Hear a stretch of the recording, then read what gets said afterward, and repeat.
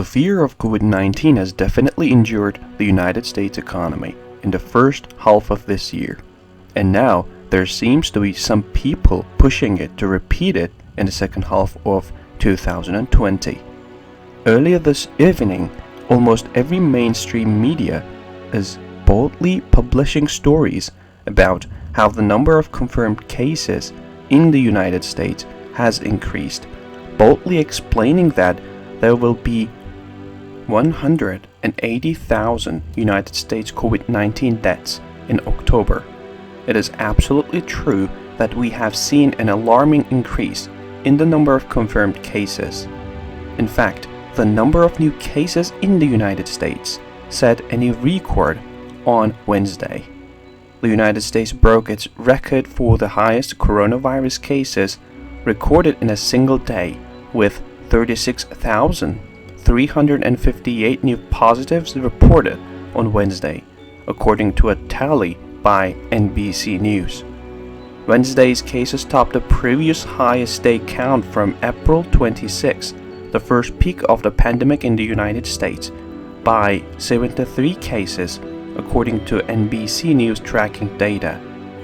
The World Health Organization saw its single-day record on Sunday with more 183,000 cases worldwide.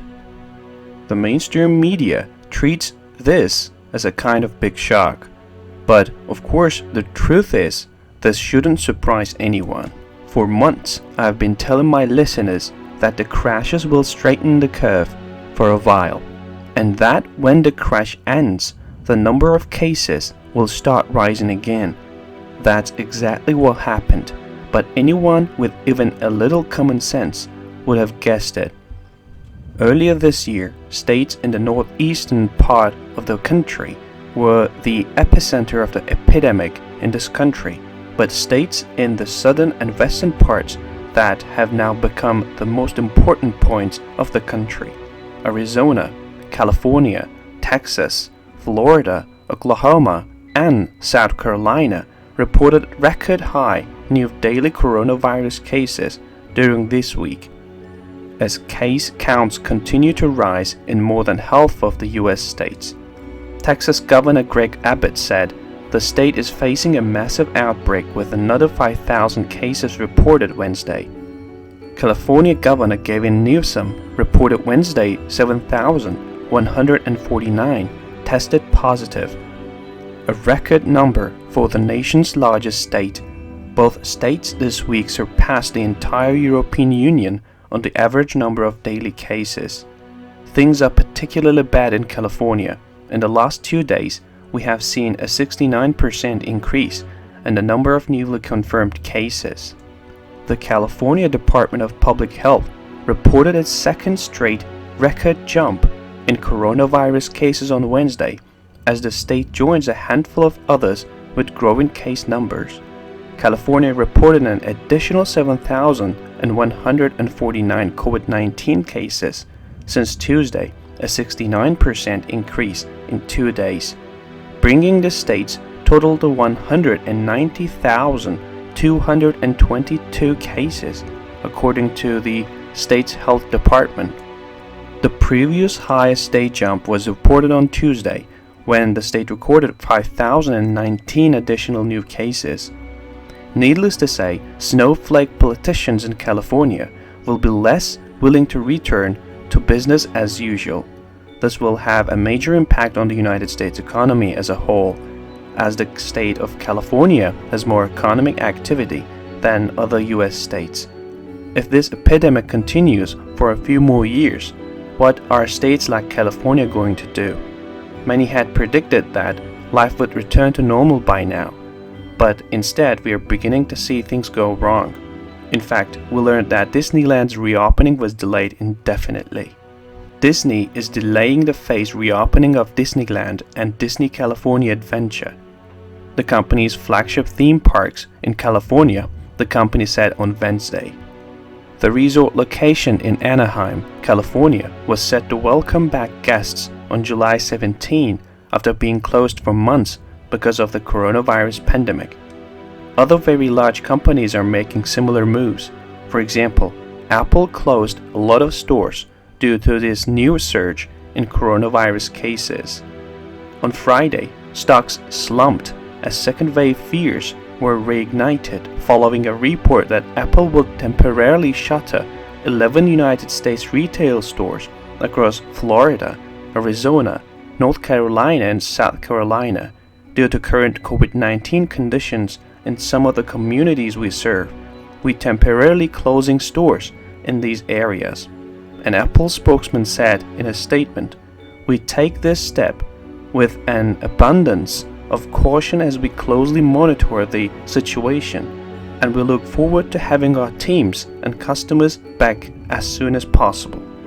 Fast forward to today, when with stocks already sliding on renewed virus of a second wave of virus infections, moments ago, Apple reported that it will reclose another 7 stores in Houston and Texas due to the coronavirus spike. According to the optimists, this did not have to happen. The worst part of this outbreak had to end, and it had to come down from there. But instead, it became clear that this virus will be with us for a long time. New York, New Jersey, and Connecticut, those traveling from 9 different states where COVID-19 is out of control, will be forced to quarantine for 14 days. And the police in New York actively license plates from these states.